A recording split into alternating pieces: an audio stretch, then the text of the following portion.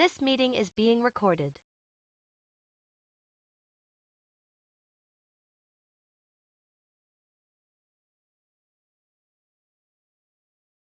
Yo, can y'all hear me?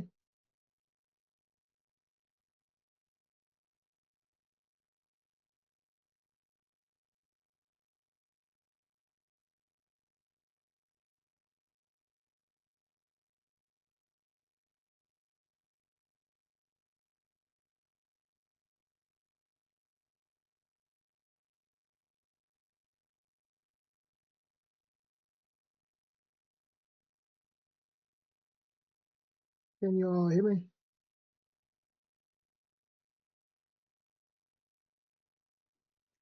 Yes, sir. Can y'all hear me? Yes. Perfect. Perfect. I bet. I'm gonna give it till like 10:05. I got a hard stop at 11 or yeah, 11. So yeah, appreciate y'all. How's everyone's week going?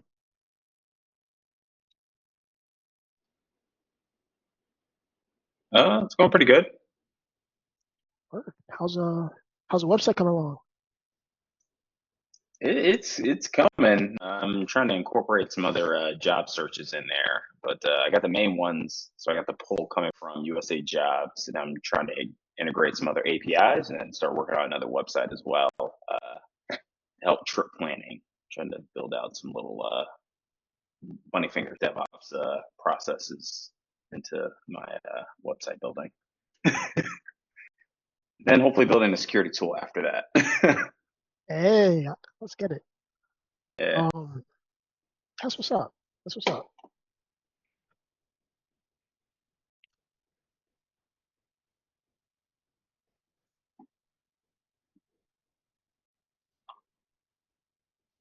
Hey Mariana, how things been on your side?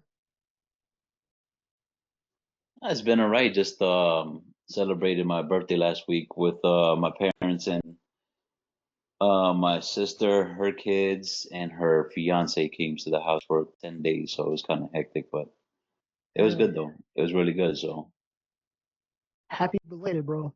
appreciate it. Thank you. No, out there. I assume they came out to. Peoria, Illinois. Yeah. And I took them to St. Louis and Chicago, so they wanted to see both of them. So I was like, all right, we just did 2 separate days and did both, so they loved it. Damn. I guess my geography must be trash, but St. Louis is close to y'all. I'm 2.5 hours from St. Louis and 2.5 hours from Chicago. Damn. Word. Uh-huh. I should have planned better because I was out there and I was in Chicago. It's July. I Oh, nice, think May, June-ish. nice. I thought you was like 3, 4 hours away. And I was just like, I'm not trying to. Nope, no 2.5. No, I bet. you're good. Yeah. How things been otherwise? Everything else has been good. I'm just yeah, just working mostly, and yeah, just keeping this house in order. So it's been just like the grass and everything, and the outside, and just doing little projects here and there. So Got you. How's is it the rush slash journey down to zero going? rush down. What are you talking Uh, Dave. about? Oh Dave. yeah, it's been good. I'm actually about to pay off my last student loan next month. My God. So yeah, I'm just working like you said down to zero. So That's what's up. yeah, I'm tired of paying these student loans, and I'm just like, here, just take it.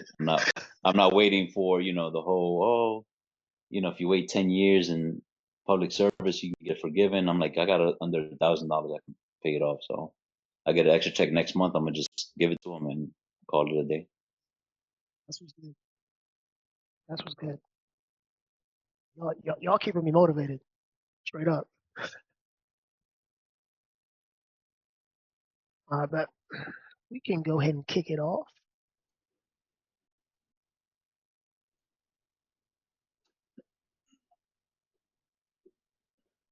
All right. So, welcome to Conversations of Candor. Yao, we've got Chris and Mariano here. Today we're actually going to be talking about the role of social media and how it plays a role in our lives. I feel like social media, for me, I guess I first found out about it was, or no, I guess MySpace. No, before that, Black Planet, I think, was the first social media thing I've had ever heard of. And I think I used Black Planet like twice. And then MySpace came around and people were like setting up custom pages. Then Facebook came out. I was in high school and somehow got an invite. And yeah, it just kind of started to evolve from there. But I kind of just want to like take today to just kind of talk about like the evolution of social media, the good that it's played within, I guess, our lives, some of the negative impacts, and just kind of just have conversations around it. So with that, pass it off to you, Mariano. What is social media to you? What do you like about it? What don't you like about it? What are some Yeah, I mean, things? Yeah. yeah. Social media to me is like a way to connect with people. I mean, with anywhere across the world. Just being able to mostly just engage and just if you have certain interests, you can go ahead and basically be plugged in with that. Just like you said like your first introduction with social media is like Black Planet. Mine was Miente, which is the Latin side of it. The Yep. same thing. They had Asian Planet, Black Planet, and Mi Gente, from what I remember. Mhm. So those are like the main three. MySpace, you basically like learn how to code almost and like put in like different graphics in the background and music and all this other stuff. And you have your top eight, and Tom was your number one friend every single time. You couldn't even change them. So that was my first introduction. And then when I got invited because I went to BCU for Facebook, you could only basically at that time join because you were in college. So Yeah. that was like the only time you can join. But then after that, grandmother started joining and everything just started getting all crazy, and and even kids started joining, and so it's way different than what it was before. But other than that, I mean, like I said, Facebook is a good way to connect. Facebook, I mostly keep it for friends and family. Instagram is just like whoever, just like basically for whatever, other purposes, that I use it for. So, but other than that, it's a good tool as long as you use it well. So it just depends on, who you are and what your interests are and stuff like that. But I like it overall. So So I guess like beyond connection, like how has it helped you in terms of like self-discovery and like sense of community? I mean, it basically makes you kind of like see different points of views. So, they say that the algorithm is only for your certain type of interests. But then the algorithm will be like, oh, let me just throw this in here. Let me throw something different. And you're like, okay, let me check this out. And then you check that out. You're like, oh, okay, I can see that point of view from that person's point of view that's different than mine. Because every opinion is different. There's 8 billion people. There's 8 billion different opinions and things like that. So it won't be the same as what you have. But if you take the time to see what exactly somebody else is coming from, you can see their point of view and how they think about things too. So Yeah. I definitely feel and appreciate that because I feel like I have such a wide group of friends, or at least friends and let's say people that I've met and added on Facebook, Instagram, what have you. And seeing some of the different things that they post. Sometimes I end up googling something, and then across my feed I get like this flood of like information that I might not have otherwise seen, but it kind of opens my mind to different aspects of life, which is helpful. Chris, how social media I guess impacted your life? It's been, I guess, pretty well. I would say the first iteration that I remember of the forum was VA driven. I guess if you're into cars, it was back in the day where everyone would post about basically, you know, if you wanted to enhance your car, or you want to put like a spoiler on it, or you want to put like a intake, you would go there. Everyone back in the day, the big thing was that the Nissan 240 SX or the Yeah, SE, because of real wheel drive, and you could basically drift it, and that was right around the same time Fast and Furious was coming out, and then everybody else that couldn't afford 240, they were getting Civics or SIs, or Civic SIs really was the main thing. So that was the the first time of me actually really being online, like communicating with people. But then I used that as well to figure out where everyone was going to meet up. And back in the day, it seems feel old saying that, but we would all meet up at the Walmart parking lot and sit around talking about cars. It's in Virginia, so a lot of people had like lifted trucks, so it was very interesting. And then sometimes people would leave from there and they would, go do like street racing. I never went because I was too young, didn't have a license at that time. So I really just went there to just hang out and talk to people about cars. It was like almost like cars and coffee before they had cars and coffee, when it was actually classy. You could take your kids to it. This was just a bunch of like teenagers acting stupid in a Walmart parking lot. yeah, So it was really a way to connect, and it was really nice. yeah. It's funny that you mentioned the V8 driven. I never really got into cars. I had a bunch of friends that were into it. Um, but I didn't even think about that being in the mindset of social media. Because I guess thinking about that reminds me of I used to be heavy into shoes, and there was a platform called Nike Talk, where people were just talking about shoes. There was that. There was Soul Collector. There's a few other ones, but like, yeah, it was definitely like a community, online community of sorts, to kind of like focus on a particular topic and just explore that topic with people around the world, which was cool. So, do you feel like, in your experience, Chris, that like social media has kind of like created like more of an echo chamber, or has it kind of enabled people and empowered people in a way? I think it's done a little bit of both. It's, I guess, how you what is that? Curate your like your social media feed. Um, which you have to basically kind of go out of your way to go out and find like differing opinions, and that's something I've noticed is somewhat a little bit more difficult for folks our age and even younger, just because they'll like something, and the next thing you know, the algorithm will start just automatically sending you more stuff within that same feed. So if I'm really into Hondas, it's just going to keep feeding Honda Civics. But Lord and behold, I found out I really like Subarus because I had to go out and search for that. So you just have to be able to recognize that you're being fed certain information and start looking outside of that, and not just kind of be stuck in that same rabbit hole. So it's both good and bad. Yeah. Do you either of you think you guys could imagine a world without social media, and what that would be like? Yeah, I mean, I could see that. Like when, for example, I go back to the Dominican Republic with like my family and stuff like that, and there's like no Wi-Fi, no connection at all. It's like, okay, you got to live in the moment now, and it takes you back to like before social media was big, and like actually family was gathering and cooking and all this other stuff, and you could just see basically what it was back in, I guess back in the day before social media. Like everybody who's born after what 2005 doesn't know that, because they've been basic programmed with social media already, being part of their lives. So but us, born in the 80s or the 90s, things like that, we kind of see what it was before, and it's like I kind of miss that. Kind of Yeah, miss, having that whole, just being in the moment, not checking your phone all the time. Like if you're gathering with friends, you're basically just there, you're just, either playing Uno or whatever, just basically hanging out and living in the moment, instead of, oh, let me check this message real quick, or, oh, they messaged me on, whatever. It just it takes it back more to like the simple time. So I kind of like that. yeah.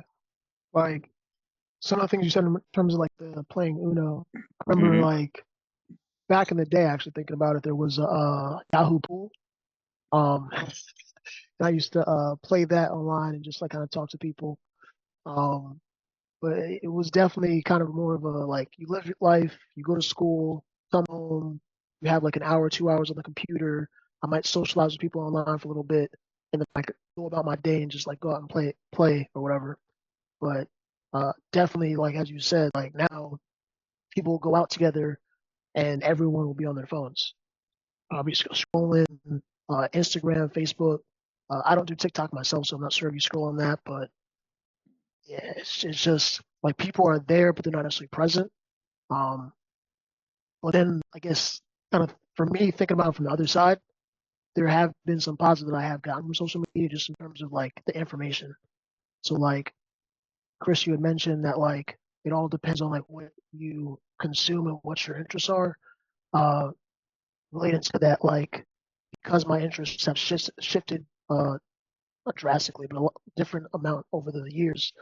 Like some of the information I consume, or a lot of the information I consume now is via some social method, whether it be like YouTube, podcast, or even Instagram. But it's all dependent on who I actually follow, which is definitely very helpful. Yeah, that's something I definitely noticed as well. Like even this morning, I went for a walk and I was able to listen to like the history of economics, but from like a classical sense. And if I didn't have social media or YouTube, the likelihood of me going to the local library to go pick up a book on that is very slim. Uh,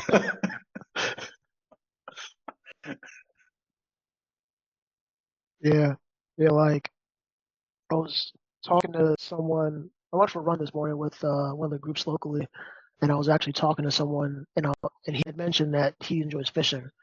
And I feel like every single time I talk to someone, they say they enjoy fishing. But like it seems like their main reason for enjoying it is because of the fact that they get to disconnect from the world. They have no connection to society, no cellular service, and they can just kind of basically be one with nature. But I look at it as just like, hey, no one can bother me, and I have an excuse to just kind of enjoy life, which does seem beneficial because like I can't tell you how many times I've like looked at something or something's come across my feed of someone who's in a similar position of life, but they're like some might consider them farther ahead, and then I like look at myself. I see myself honestly just comparing myself. Um, I remember like someone said like the comparison is like the thief of joy, and that definitely is ever rampant on social media. Um, yeah. Do you either of you guys feel like you guys are kind of made to feel like you have to portray a certain image on social media? Yes and no. For me, like I've never, you see all these influencers, with like the big houses and the cars and all this other stuff. But I'm like thinking deep inside, like they gotta have massive debt. They gotta have massive stress because they had to create content every single day so people can keep engaging and keep growing those followers and things like that. And it's like, I don't want that. If you look down, like basically like everybody's trying to compare themselves to somebody else because they think that they're more ahead in life, like you said, or or somebody be like, oh well, this person doesn't seem like they have it. But deep down inside, you don't know if like they have no debt. They're not stressing over anything. And they're basically, in terms of ahead, they're more ahead than the person that's, has 5 million followers and all this other stuff too. So you really don't know what the dynamic is until you actually know the person, face to face. But all you basically see is just what you see on social media. It's what they show you, but they don't show you like behind the scenes, of Yeah. like the worrying and the stress, and you don't know if they basically have been a bad friend or things like that. You don't know what their character is behind that screen. So I really don't compare myself to anybody else, but just myself. I'm like, whatever. I really don't care what they do because it doesn't pay my bills. So I mean, it really That's that's what it comes down, to me. So that's my perspective on it. That's dope. I remember my parents used to say like, yeah, like what they do don't doesn't pay my bills, and like I never understood that. And I was always like kind of like, oh, I gotta get the newest J's. I gotta do this. I gotta do that. But I don't have to do anything as long as I'm happy. That's all that really matters, I guess. Yeah, Um, like I just bought a new pair of J's last night. Why? Because it was on sale, right? Not because of anything else, not because it's new. I was like, okay, they're black, yellow, and white pair. They look really nice. I looked at them before, and they were only $90. I'm like, you know what?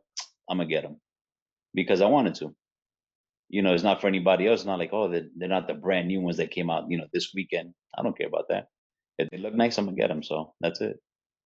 So Yeah. I gotta ask you, do you have a match in the VCU fit for it? Now I do actually. Yep, because they're black, white, and yellow. Like it? Yep. Now I can represent. Hey, Before it was with Timberlands, but now I can do it with these. So. I like it. How Hmm. about you, how about you, Chris? Do you feel like you have to at any point like kind of portray a certain image on social media, potentially even like I guess nowadays I'm kind of looking at LinkedIn as well, also within the realm of social media, whereas for a long time I didn't. But yeah, So definitely yes for LinkedIn. And that's mostly just because we all have to, and especially in cybersecurity, you have to kind of portray yourself as being like all knowledgeable, but we all know that that's not really true. Even if you are competent, you have years of experience. It's something I still do now. Like I try to tend to be a little bit more reserved on LinkedIn in terms of my posting, so it comes off a little bit more professional, not like a complete false. That I've seen some other folks do, or like the memes everyone generates about, you walk into a coffee shop and you decide between a latte or like a green tea, and it's like, oh, I had this epiphany on how to start a billion-dollar business, and this is why you should do it. So nothing that cringy, but it's mostly, like how-to guides. I did the whole CTF thing, and then posting about like my SANS journey, and thank you, yeah, for help on that. Was able to, get a SANS certification, so I feel good, even though my bank account feels light. So definitely yes for LinkedIn. But in terms of like Twitter, I don't really use that much, mostly to kind of just see what other people are posting. It's a really great place to kind of watch what other, quote unquote makers or like indie hackers are doing. One big guy out there is Peter Levels. I really like his stuff and kind of like seeing what he's doing. Granted, I can't match exactly what he's doing because it's like building a bunch of different businesses, and I think it's like multimillionaire or something. So it's more like an aspirational thing. And then for Instagram, it's just random posting. But I try not to like live within social media and make it like the full construct of, this is my life and this is all things that are true. Because it's not. When I look at most people's posts, like there's a little bit of truth to it, but a lot of it's kind of, there's a lot of fake things there, and you just gotta, you know, uh, you just gotta kind of suss it out and figure out exactly what's there is actually true or not, and just kind of go from there. It's definitely weird. I think it's gotten a little bit stranger and weirder over time. It's just because people are making that into their whole lives, and I don't think it helps with like the younger generation where they grew up with like screen time just built into their whole life versus us. We have distinct memories where we didn't have cell phones, where we would go outside and play for hours and you weren't able to connect, but now kids are able to connect from birth. So it's a different world. yeah. Like I Yeah. remember, I want to say it was either middle school or high school. Like people started to get cell phones, and I like somehow I tried to convince my parents like, hey, like I need a cell phone to call you guys, and they were like, yeah, we're not stupid. That's not gonna happen. So then I like went out to like Walmart and bought like a track phone and paid like $30 for this thing, and then it was like $10 a month, and I was just like, I've got a cell phone, Yep. and it was just like T9 texting and whatever. But now it's just like everyone, I want to say from like elementary school has a cell phone in their hands. They have TikTok, they have Instagram, they have all the things, and it's bananas. But then also like thinking about the social media aspect, like all the information that you're getting, being flooded with, and depending on what, I guess what algorithm you have or what you're subscribing to, it can be very potentially detrimental. Um, but also like you're not necessarily getting as much human interaction, which is what is helpful. Um, Yeah. yeah. Do you all feel like there's like a healthier way to do social media? I think focusing on like specific subgroups has always been kind of helpful for me. Like if you're really into cars, going to seek out a forum that's specifically on cars, or like I ride motorcycles. So I went to Facebook and I found a local group in DC that goes out for a ride. So I joined the group on social media, and then from there we met up in person. So kind of trying to have like an end goal of joining groups where you're eventually moving offline into person is something I've always found very helpful. Even when you're traveling, if you're going to a new country for a long time, you can go to like couch surfing, or you can type in like Istanbul digital nomads or Istanbul expats, and usually you can find a group on Facebook for that specific niche. And then from there, they'll have a language exchange, or if they're doing like outings to go out to dinner, you can go meet up with them. That was really helpful for me in South America when I was traveling. Just type in the city and digital nomad, and next thing you know, I was having drinks and beers with people that were when you get a little bit of a better experience. That's dope. That's pretty cool. I never heard about that before, but that's actually Yeah. pretty dope if you think about it, because you get to actually meet with locals. And I mean, if you hit it off, they're like, "Yeah, let me take you to like the local spots," and Yep. like the tourist spots that overcharge you, and it doesn't taste the same as what the actual like people eat. Like that's what I love, is like basically having what the locals eat. I'm not trying to go to like Thailand and go order a burger and fries. No, I'm trying to, you know what I mean? Like I want to eat what they eat. It's a whole different experience, and that opened my mind right now. Actually, I'm like, I need to look at that. That's dope. Man. So I guess with I know I've heard about like the metaverse. I don't really know much about it and virtual reality and all that. Do you guys expect a lot of I guess big changes with social media, and do you see it as a good thing or potentially going down a rabbit hole that we probably shouldn't necessarily explore? I mean, I think it's just going to be like a rabbit hole. I mean, if you think about it, because it just after the apps that we have now, there's going to be new apps that take over. That basically will offer more services that the ones that we currently have, and people start switching to that one. And then just like Facebook, for example, like I was heavy on Facebook to like maybe 2012, and then Instagram took over. So Instagram is like the primary one, right? It's a shift. Like MySpace, who even logs into MySpace anymore? Nobody. Justin Timberlake, because he owns it. That's really about it. But if you think about it, it's just like it's just like why there's always going to be changes. And for example, like in the federal government, we've been talking heavy about AI, which is crazy. Like the whole what the changes will actually look like. How it'll serve us. But then if you think about it too, it's like, okay, if they start instituting AI with the federal government, will that start affecting jobs? You know what I mean? Because now the AI will basically take over the jobs that we're doing now. So it's just, it's a catch-22. It's like, we don't know what it's heading to, but it is a good thing, but it could also be a bad thing too. So just really depends on how we use it. What are your thoughts on that, Chris? AI and AR, or what is it? Yeah, augmented reality and is it Augmented reality, artificial Artificial intelligence. intelligence. yeah, there was another one out there.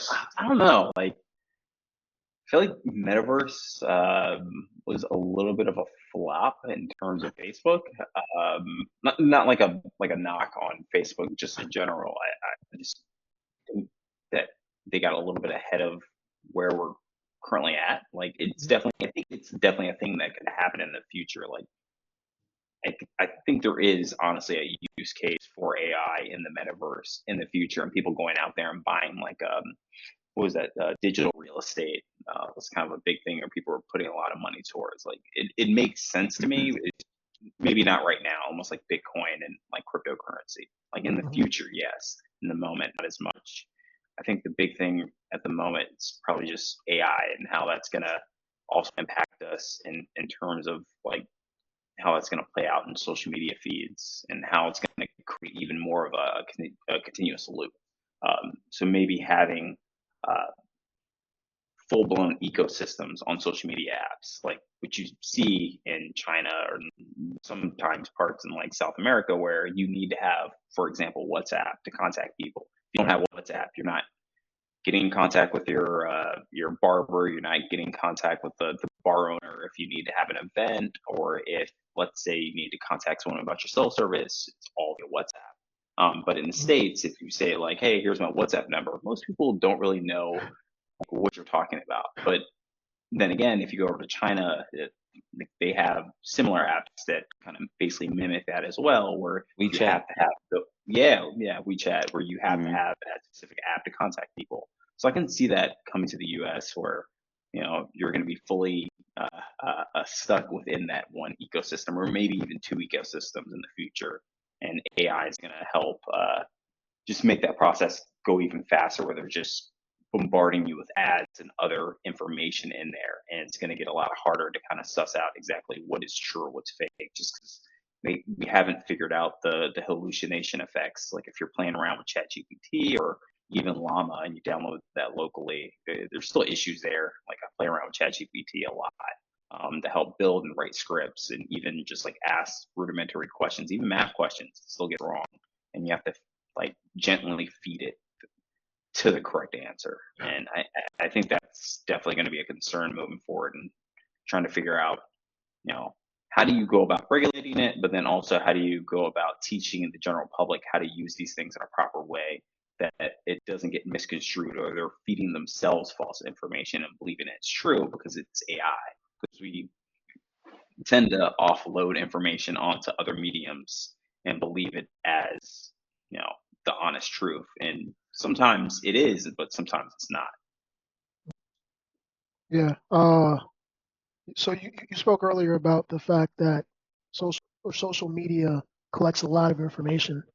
And within that, so like let's say you're contacting your barber within China, you have to use WhatsApp, or potentially I guess WeChat.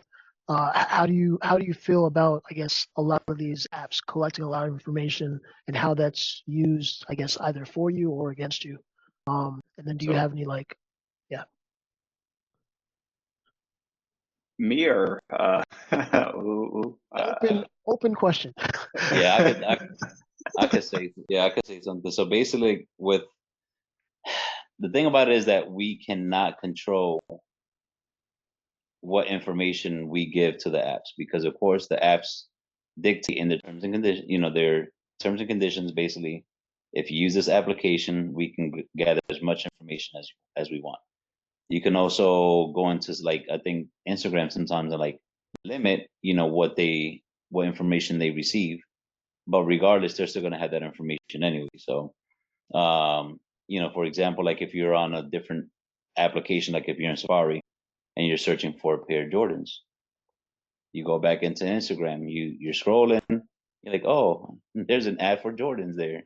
It's like, oh, this just miraculously like just popped up. I don't know how, but because they're grabbing your information from what you searched on Safari, to basically dictate, okay, this is what he should be buying now, from this affiliate link or whatever, that they send you basically. And there's pretty much, like I said, no way to control that. And even this is the creepiest to me. Like, it's even things that you talk about, which is crazy to me. That you don't even search for it. You're literally just talking in conversation with somebody else, and then you go into the app and you see the ad for that specific thing. Like, it was one time, I think I was just talking about, I think it was like an ant, like spray to kill ants, right? Mhm. Random, super random. And I go into Instagram, what I see an ad for, it basically like, thing to kill ants. I'm like, it's so random, but it's also so specific, because I just talked about it 10 minutes ago. Yep. And to me, it's kind of creepy, but it's just something that we cannot control because we are using those applications. So that's my So point on it. I like it. I like it. So do you guys feel like there would be a purpose or a benefit to having like a private social media? So like when I say that, I kind of think of services like Signal. It's meant to be a privacy focused application. similar in certain ways to like WhatsApp or even WeChat or Telegram, but it's the way I understand it, it's mainly focused at keeping your data within the application and not sharing it to pull in ad dollars, which is helpful. Yeah, I see that. But then also that kind of the only thing about those applications that it limits also their growth, and in the form of dollars of how much they make. Because if you think about it, Instagram, Facebook, they have billions of dollars, because the ads that they basically get from companies, that they pay for to basically put out to you, so you can purchase their products. If you have an app like you said, like Signal, they can do that, but they're like kind of limiting how much they make on the back end because of that. It's like I love that concept, but then also if you think about it business wise, like okay, how much can you grow doing that? Is the another factor that they got to look into too. So What's your perspective on it, Chris? Yeah, definitely agree. I think we're all kind of agreeing to those terms and service once we log on to those sites, and for the fact that it's free, that's basically what you're paying for or paying with is your data. If we're actually paying for those services and we can opt out of it completely, I think that would be a different that would be a little bit of a different conversation. But for the fact that it's free and we're logging in, we're opting to share all this additional information out there, there's going to be a trade-off. And I think we're finally getting to the point now where folks are realizing that, do I really want to add all these photos out there or all this, personal identifiable information to the public? I think that's another reason why you're seeing a lot more people have private accounts, or they're not, jumping on the fad when they're like, oh, post a photo when you're 6 years old, or post a photo when you're 18 doing this thing, because you're just adding into the machine out there that's basically being force fed out to everybody else, and you're adding your data there. So it is a concern. I do think people are slowly waking up to that and realizing, um, you don't have to post everything or post every photo to have a nice Instagram account. You can have maybe like one or two photos, and then from there, maybe just post sceneries, or like if you're going out for hikes, going for walks, snowboarding, traveling, just posting the location of where you're at versus you, your spouse, your kids in there. I've noticed that even with influencers, when they have really small children, they'll actually blur out their face, which I think is really nice because once again, the kid is an infant, and he or she didn't agree to be on social media. And then once they get to, I don't know, maybe like 12 or 13, we'll have a conversation and say, hey, is this something that you want to do? And then they'll start posting them and tagging them with their face in there, just to kind of keep a little bit of privacy for the child. But it's gonna be an interesting world. We're definitely getting to a place now where if you don't have social media, it looks a lot more weird, or not, it's not really weird. It looks a lot more suspicious than if you do have one, which is going to be really difficult for people that don't want to opt into the current system. So it's going to be very difficult. Yeah. So I guess with that in mind, like, would either of you guys pay for social media if they, I guess, guaranteed like some type of anonymity or privacy? Or no. No.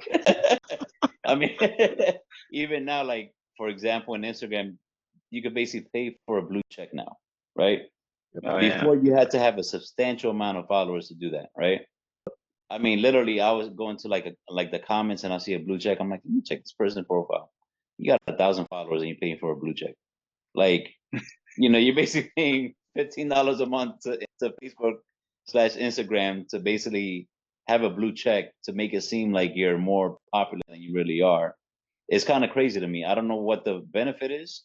I mean, I know it's like more, so you can get more reach, but in the back end, it's like, why are you paying $15 a month for you have 1,000 followers? I just don't get that, but that's just me.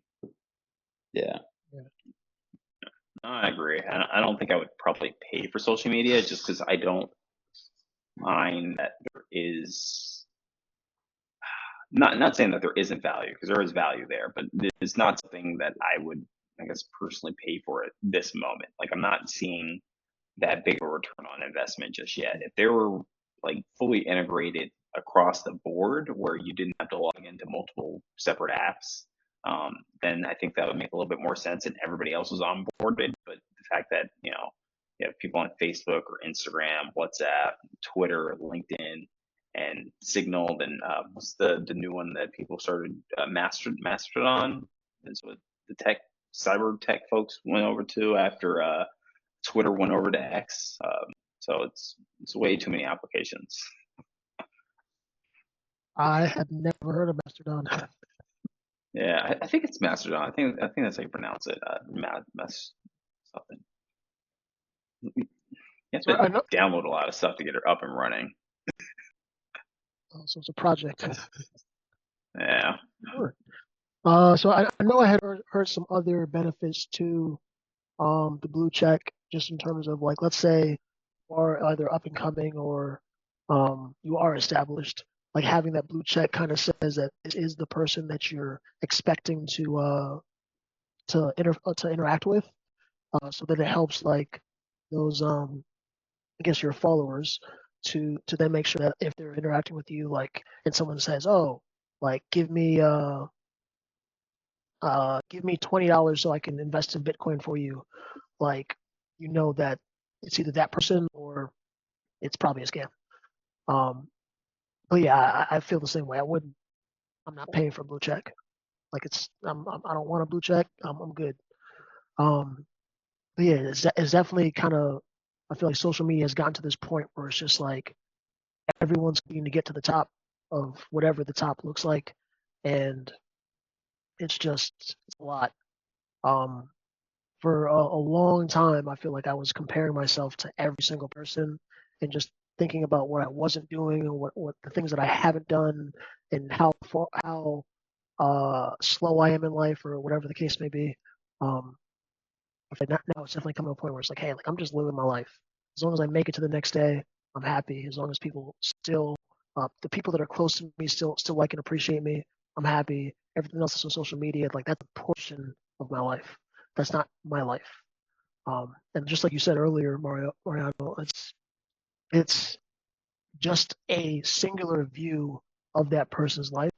You don't necessarily have any insight as to whatever else is going on, whether they have debt, whether their relationships are terrible, whether they're super the type of person that doesn't necessarily attract positive people. Like, you have no idea. You're just seeing a singular uh, portrait or picture or insight into their life, which is not helpful. And especially as, like, a younger person, it's a lot easier to, like, kind of feed into that and be like, oh, this is what I'm supposed to do. Um, but yeah, I guess with all that negative aura around social media, do you guys feel like there's a favorite aspect outside of the community aspect that you guys appreciate about social media?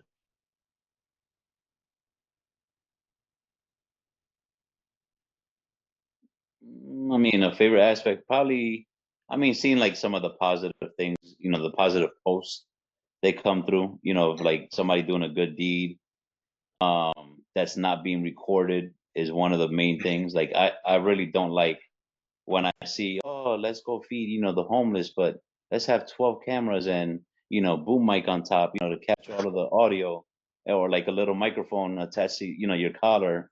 Yep. That to me just seems like you're doing it more for your ego than the actual people, to me. And I know you're trying to create content and all this other stuff, but it's like, I like seeing stuff that's being done, that's being captured on like a Ring camera or something random, that nobody knows until like somebody puts it out. To me is like one of the main things that I like about it. Just seeing positive things is like probably my favorite. So, but not for the intention of growing followers. So, but on the other aspect, like for example, Mr. Beast, he's a little bit different, right? Because he actually kind of does. He's a little bit of both because, of course, he does record, everything that he does, but he built like 100 houses for like a bunch of different countries and stuff like that. That's dope. You know what I mean? Things like that. I do see it, but then it's like, why are you recording it? But I do see it for that aspect too, because he's using those recordings to boost his viewings, to then use that money to then do other projects.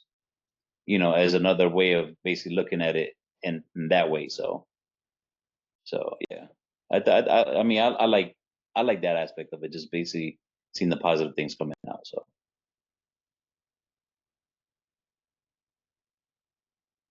Yeah, for me, I would definitely say like the wealth of information makes it a lot easier to consume and seek it out. Like, definitely learned a lot of financial information, a lot of stuff on economics, just world history as well. It's a lot easier to consume a lot more of that content. Crash Course is a great one. They have a section on world history where they just break it down, or even American history, where they'll have 50 or 60 videos that go over the course of time of this is what happened in the medieval age, this is what happened during the Crusades, or what happened during the Revolutionary War, or other things in like Southeast Asia as well. So I would definitely say like the information aspect is something I really enjoy about social media, and being just a lot more accessible and easier to get to versus before. Yeah, I definitely see and feel that because as I've gotten older, I just love information. Um, I think the majority of, and I think I mentioned it earlier, but the majority of the reason why I these days use social media and all the different channels is to just consume information. I feel like when I was younger, like I read a decent amount, but I didn't read. I didn't by any means read a lot. But now it's a lot easier to kind of get the same things that I would potentially get of a book via a variety of different means, including audiobooks, which is helpful. So I guess kind of with that, do you guys feel like it can be like an information overload, or there could be potentially too much information, or is the information always a good thing? it can be both. I mean, it just depends on how much. If you're going out searching for it, you're gonna get all the information that you want. Just basically through either you can either search for it through Google, or even just searching a hashtag on Instagram. It's very, very easy to just see basically like all of this information being put out. They'll have, somebody post like 10 slides of, different things that, pertains to that subject that you're looking for. And it's pretty cool because you can sift through it. You can say, okay, well, this is the information that I'm looking for. Or also you can go down the rabbit hole and see, oh, well, this person posted this, which is a different take on how they view, I guess, the history of, for example, Southeast Asia. You know what I mean? Like, you don't know exactly what somebody's thinking until you see like they're posting, like, okay, this is different than what the other person posted. And then you can go down that rabbit hole and just do your own research and go from there. So, um, yeah, it can be like, yeah, like you said, it can be either too much, or you can find exactly what you need and just log off and just say, hey, I found what the information that I needed and I'm done. So it's either, whichever way you take it. Like, Yeah, definitely agree with you there. Like, especially from like a tech perspective, I've noticed like a lot of times if you go to YouTube and you type in like something really random that's tech related, like, oh, how do I work with Docker? You can find videos that are like 30 or 40 hours on YouTube on, how to build a Docker app. And it's just way too much information. It's stuff that you didn't need. All you need is like this one 5-minute clip. So you can definitely go down a rabbit hole. I've noticed that even with certifications, if you're studying for like the CISSP or the CISM or SAN certifications, people will do like very, very in-depth like write-ups and videos that is just overblown on information that you just do not need to know. Like, it's a really obscure, weird thing. I even noticed that when I was studying for the OSCP. It's like, oh, how do you like reverse engineer this back door? I'm like, you don't need to reverse engineer anything. It's just about getting access and showing that you're there. So I've noticed that a lot, and specifically in tech, is people will take it. They'll take an inch and they'll just go like the whole mile with it. So just kind of realizing what you're looking for and then pulling back very fast is something that's kind of helped me, especially when I'm using YouTube for like just quick tutorials on if I have a Docker question, or if I'm running Django and I'm trying to, figure out how to input this one line of code. I'm like, oh, it's still crashing. Like, what's going on here? I'm like, how do I input this? And just sticking with that. But that's also something that's kind of helped out with ChatGPT, is that I could say like, hey, here's the error I'm getting. Here's the block of code. Can you please help me out and show me how this is supposed to run? And I have to still feed it a lot of information. There's been times where I've realized I've spent more time trying to tell ChatGPT the issue versus actually trying to code the issue myself. So it just turns into a very long process, and it may get to the answer, but then it just rewrites a bunch of the code in that same block. So it just creates redundancies on top of redundancies. Yep. I hope I'm not the only person who's done this, but I have a bad habit of, with mainly YouTube as social media, definitely podcasts, definitely Audible, taking the speed and pumping it up to like 1.5, Oh and yeah, I just do that like, all the time. and just going information overload, just like I'm catching like every 5 words, but it's just enough to like stay in tune with what's going on and to capture all the information. But like I'll not invite friends, but like people will be like next to me, listen, like how are you listening to that? It's way too fast. Like there's no way you can consume that much information. But that's getting off topic. So since we're kind of coming to the end, I want to kind of leave with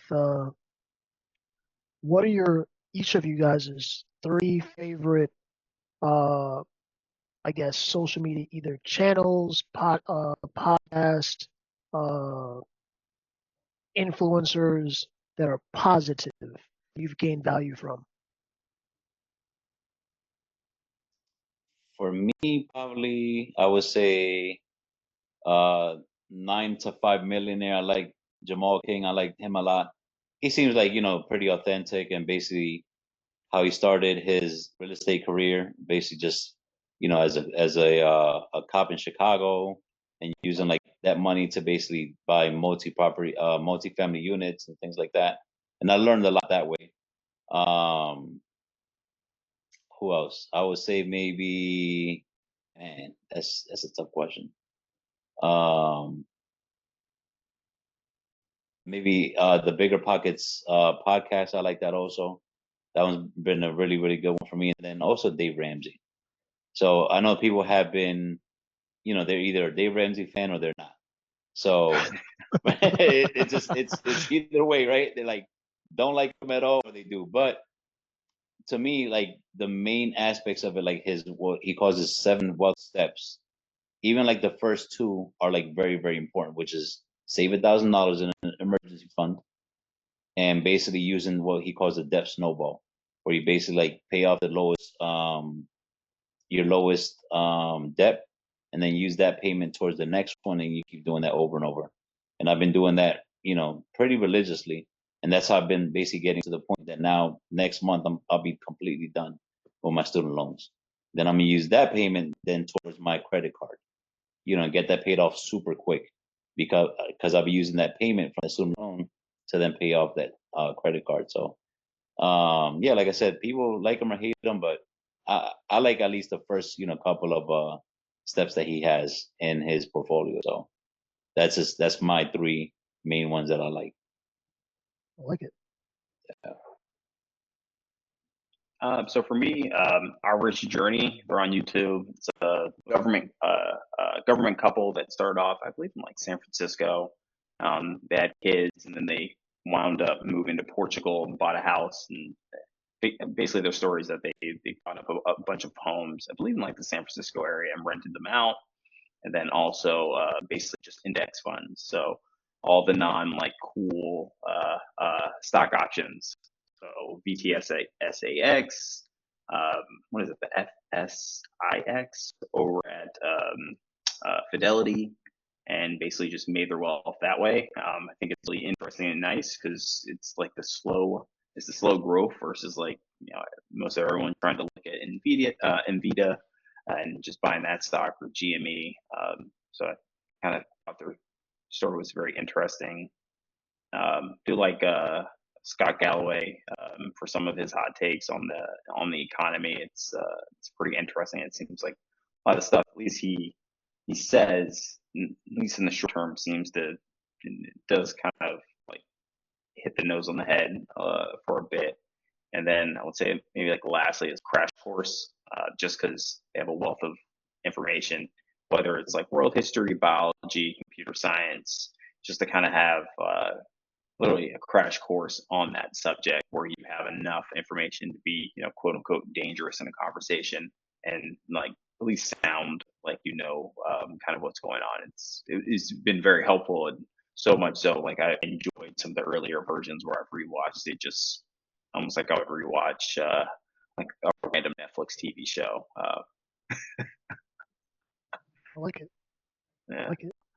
I feel like for me, it kind of comes back to podcasts. They're the easiest for me to consume, like on the go or just at any point. And for whatever reason, I just don't mind like people talking. So like videos are cool, but it can be like a lot of like visual stimulation, which I don't love. But kind of getting back to the specific instances, Jill on Money. I don't know how I came across it. It was probably back in like 2015, 2016. But she's also in the financial space.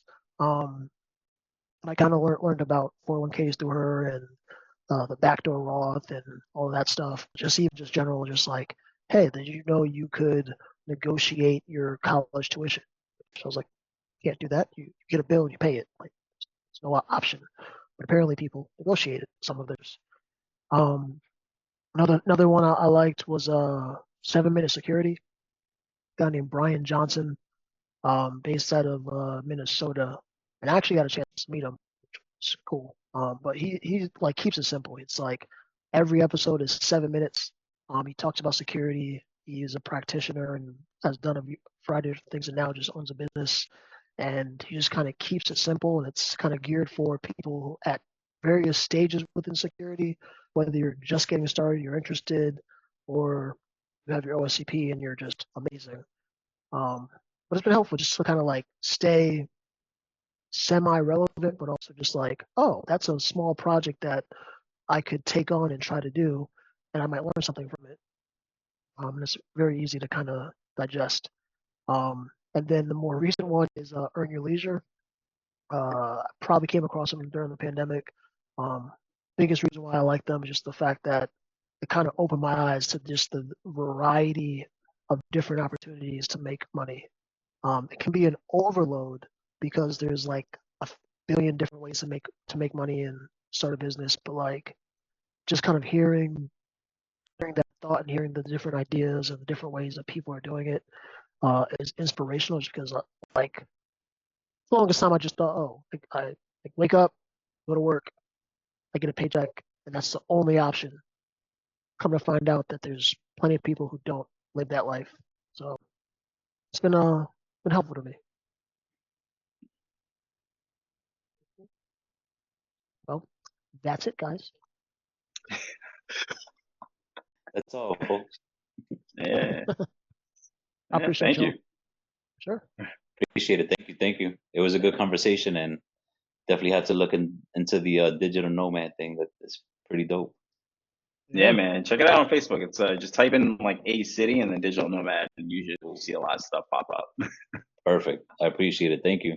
Yeah. So are the digital nomads mainly people, I guess, who do something digitally slash within technology or whatever, and they just travel?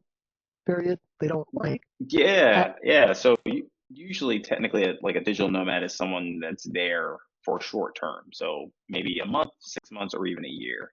And they're usually just kind of going to a city and they're popping over to another one. Expat is more so like a person that's going to be there for a lot longer, and maybe they're potentially going to renounce U.S. citizenship or wherever their country of origin to actually live in that country. But for the digital nomads, usually they have I would say like a leg up to know like all the hot things that are going on in the city, to kind of get a lot more information. And then the expats are like truly like embedded in the culture itself, I would say. But it's usually technology based. So you have people that are software developers or cybersecurity, but even copywriters as well, or teachers that are teaching English abroad. So have either of you guys kind of thought, well, I guess, Mariano, you just found out about it. I had heard digital nomad before. I definitely knew what expat was. And for the longest time, I wanted to become an expat. And I still do, but it's just a matter of figuring it out. But would you consider becoming an expat? Probably not an expat. I like my U.S. Digital nomad? citizenship. Yeah, digital nomad probably wouldn't be bad. Expat, man, I like my U.S. citizenship a little bit too much. But Hey, the this ability to passport opens travel would be. doors. It does. It does. It makes a difference. But being able to travel, remotely abroad would be, I would say, kind of extremely nice. I think legally there are some issues just because if you're working in another country and you're paying, or that corporation is paying like U.S. taxes, there could be some implications there, and that's where some folks do get tripped up on. So, being honest with your employer or just trying to figure out a workaround to make sure that you're not breaking laws in your own country and you're not breaking laws in the country that you're going to be working at, because if you're there for 6 months to 12 months, you're not paying taxes. There could be certain issues and implications. So it's all things to kind of consider when you're doing it. I definitely don't want to become what is it, Wesley Snipes? Wesley Snipes, did he? No, it wasn't necessarily the digital nomad or expat situation, but he did get in trouble for taxes back in like I don't know, Okay. whatever year after Blade came out, and I was just or after like the Blade 3 or something, and he Oh, lost like everything. I guess that's what we never got Blade 4. Yeah, word. I appreciate y'all. I got a dip, but yeah, appreciate y'all. Cool. Yeah. All right. Yeah. Hey, Thank have a you. great Saturday. Thank you Appreciate you. too.